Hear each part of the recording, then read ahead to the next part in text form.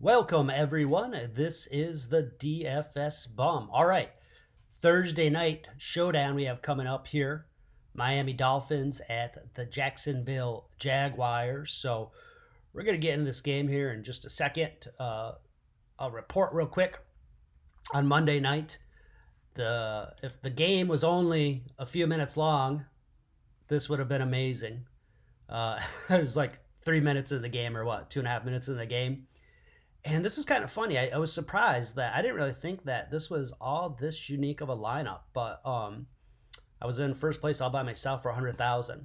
Now this is a like secondary contest off of the main, I guess, kind of the main tournament. Main tournament on Fanduel, it was 200,000 for first place. And what they'll do, I've noticed on Monday night and Thursday night, is usually the day of in the afternoon, maybe around like 3 or 4 o'clock, sometimes they'll add the secondary contest. And it'll be usually about a $9 buy-in and $9 or $10. And instead of the field maybe being like, say, 60 to 100,000 people, it's usually about 30,000 people, and it's usually 100,000 for first place. So the reason I mention all of this is it's not a bad place to put in cash lineups, because this same lineup in the main slate had like it wasn't like a huge tie, but I want to say it was maybe like around like, I think like $30,000 or $33,000 maybe, for this lineup with Traquan, Harris, Jacobs, Kamara, and Breeze. So I just mention it. It's something just to keep in mind. Contest selections, depending what type of player you are. Sometimes these like cash type lineups might actually do better in a little bit smaller type tournaments. Even if it's kind of a little bit maybe counterintuitive because first place is less. But I had found that on when I had was it last Monday, not yesterday, but not this past Monday, but like I think it was maybe the prior Thursday, maybe. But anyway, I got $4,000 and being in a smaller tournament versus 3,300 in the larger tournament. Now, when it was all said and done with, I did get first place in there, but it was a huge tie. I actually had it in two tournaments. The tournament where it was like a $4 buy-in, I think it was like 25 grand for first. It was like 182, and then the one where I was in 100,000. Because at one point it was unique. That lineup though was tied in the $4 tournament, but that actually had a larger field of players. So again, there's kind of like a sweet spot for tournament selections depending what kind of player you are and what kind of lineups you're going to do. So anyhow, I'd gotten 182 in this one, and then the other one I forgot to take a screenshot, but it was like $334. So unfortunately, the thing that was shitty about it was, even though I got first place, it wasn't profitable night for me just because it was such a common lineup. Now, one thing that was unique though, and this one sucked for me, was in the main slate. There was one player, was it Taylor? He was only $5,000, and he didn't even, I think, wasn't even on the field the week before, maybe just a few snaps. And I had like scrubbed and done a lot of lineups with these kind of more these like fringe type players, but that was this one guy. Unfortunately, I did not put in my player pool, but somebody did in the main slate, and actually, it ended up being like several people did. It was like a $29,000 tie. And again, that just kind of goes into there where these slates are different at times, just depending on how big they are. That one was so big, and there's so many entries that somebody ended up throwing in there. I was kind of surprised, because if it was 29,000 for first, that must have been that. I bet you like 15 or 20 people actually had that lineup where he wasn't. No one else had those lineups in some of these other tournaments. So anyhow, I just figured I'd just discuss this because it's just something to consider throughout the season. If you're going to play these single game slates, and how you go about kind of building your lineups, what type of lineups you want to do. Are you a mass like enter GPP player? Are you just doing a handful of lineups, more of a cash type player? Just what your approach is. So, all right. That being said, let's get into the game here, and we'll start off with the quarterbacks here. We have Gardner Minshew coming out. Pretty strong start to the season so far. coming off a 26-point game last week, first week, 21 points. He's expected to have right around, that 20-point average. Matchup wise, the defense isn't all that great. 27th overall, 31st against quarterbacks. So that's a guy I could see being an MVP candidate for sure. DraftKings pricing, he's 1,300 less there. We also have Ryan Fitzpatrick. First game of the season, only had 8 points, but then last week, 24 points. As you guys all know, Fitzpatrick, I mean, he's capable, talk about the epitome of boom or bust. Capable of having some monster games, and then capable of going out and, I mean, shit, that game for some reason got out of hand, and maybe, I don't know if they'd throw Tua in there, but, I mean, Fitzpatrick come in there, maybe throw 4 interceptions too. Who knows? Maybe he ends up actually with negative points. You wouldn't really think it, but it could happen. It's not really out of the question. So I like both of them at the MVPs spots. This is coming from a GPP standpoint, where I'm going to be doing that other night. I had about 300 lineups. I had taken more of my contrarian plays in the big tournament, with the idea that if something crazy happened, it would just be a huge windfall. And then, like I mentioned earlier, some of these smaller type tournaments, I actually doubled up with a lot of lineups, maybe a couple unique ones in the smaller slates. So anyhow, if you were going to go for a cash lineup, I'd probably take Gardner over Fitzpatrick. Particularly on Fanduel, there's not that big of a difference in the pricing between them. All right, let's take a look at some of the folks are going to be going to. And usually I like just to go right to the tight ends because it's a little bit quicker conversation before we get to the wide receivers. Wide receivers usually the trickiest part of these slates. So we have Gesicki, just good, solid production. Actually, last week, amazing production. 11 targets, 23 points. First week, only 5 targets, 5 points. But I think at this point, he's somewhat of a known commodity. Like last year, he started making a name for himself. Great matchup for him. If he throws that 23-point game out there, that would be something. For example, I think he's another nice MVP candidate potentially. Now the thing too with it is even on some of these huge slates, even if he's the MVP candidate, and say there's you left 60 grand of the salary on the table, say from Fanduel, could still be somewhat higher owned lineup potentially, but again, I don't think he's going to be this a huge lock for MVP like you might have say the other night, Monday night, Kamara was playing, Josh Jacobs and Drew Brees. So most time people were on there, even though when it was all said and done with, actually I guess Kamara did hold on to that, but Derek Carr had a hell of a game. So all right, getting back to this game, Tyler Eifert, another guy here, 6 targets last week, 11 points. The week prior, not a whole lot of production. Something here too is I'm working off a draft dashboard. If you guys are curious with it, we can see the snap counts getting back to Gesicki. He's out there 63% of the snaps, usage rate, their touch rate as far as his targets, or if he's running back, it'd be handoffs is 19% the time that he's out there. Eifert's out there 58% of the time, 10% touch rate. Him, a little bit more boom or bust with Eifert, but he is out in the field. Now, one thing with him, he's only 6,500 on FanDuel, 5,500 on DraftKings, so he's just super cheap there. O'Shaughnessy, James O'Shaughnessy here. 4 targets last week, 6 points. Not really excited for him, but he is out there 44% of the time, 9% usage rate. And then from here, these are kind of more of your dark horse guys. Would be Smith and Shaheen. Smith was out there 35% of the snaps, 0 touch rate. And then Shaheen, 21% of the snaps, 7% touch rate. And again, going back, and this happened, I always talk about this, and it happened last night, other than it was actually with the fullback, is you'll get teams in that short and goal situation, and they'll come in with a heavy set, looks like they're going to run the ball, and they'll do a play action. And they'll end up throwing it to that second or third string tight end, or in this last night's case, that, was it Rigold? I can't remember. No, he was 0 owned in all of the slates. It was hilarious. And I don't blame it, but that's just a classic example of that shit happening.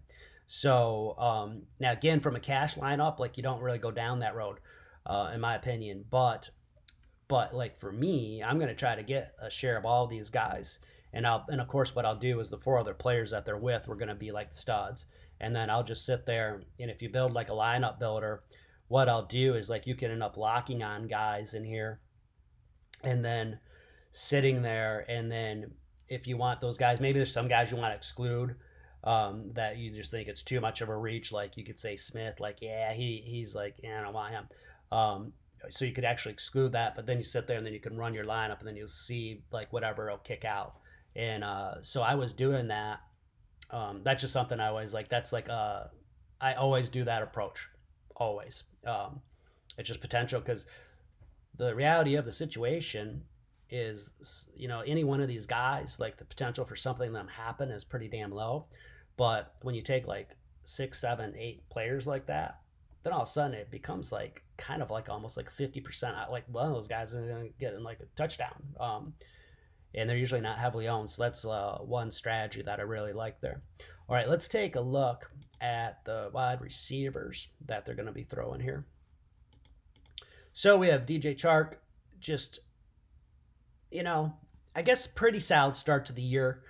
Definitely big play potential for him. Great matchup. 13,000 on Fanduel. He's 700 less on DraftKings. So far, just 10 points and 10 points. Targets 4 and 3. He is out there 81% of the snaps. The 7% usage rate, though, too. That's something that we don't really, unfortunately, we like to see that up a little bit higher.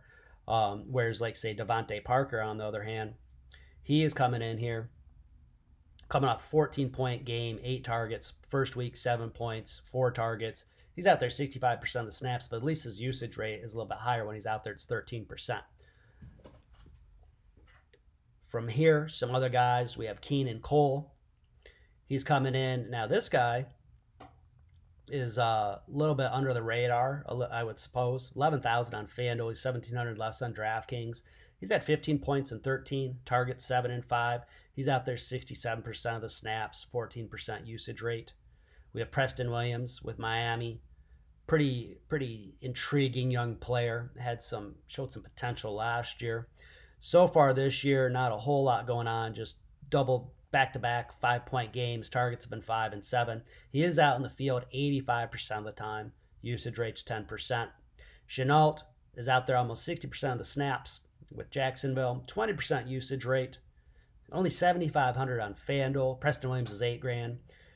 Preston Williams is real cheap on DraftKings. He is 1,200 less. Chenault's 1,000 less.